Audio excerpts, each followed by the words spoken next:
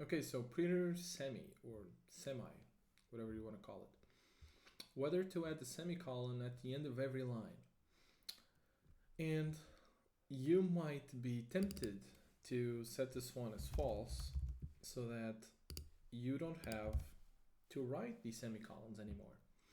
And in JavaScript, there's a feature called automatic semicolon insertion, which essentially means that semicolons are optional in JavaScript, except when they are not.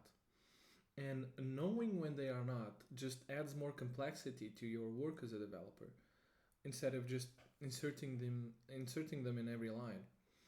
And also, automatic semicolon insertion has some very strange and nuanced behaviors that just make debugging a lot harder.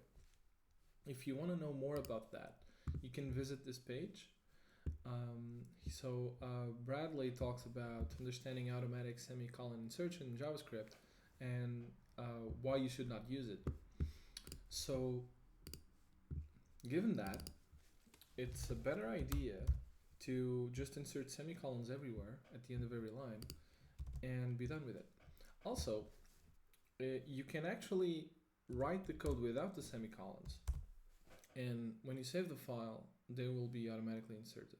But again, it's better to explicitly write them because otherwise, Prettier can insert them in the wrong place, and you can actually change the meaning of your code. For example, if you have return and then you have an object, you want to return the hello world object, for example. See, the function is returning, but it's not returning the object, right? What you really meant here is that you wanted to do something like this. So I think it's just, by the way, this shouldn't be a semicolon. It's just better to always insert a semicolon and not have Prettier do it for you.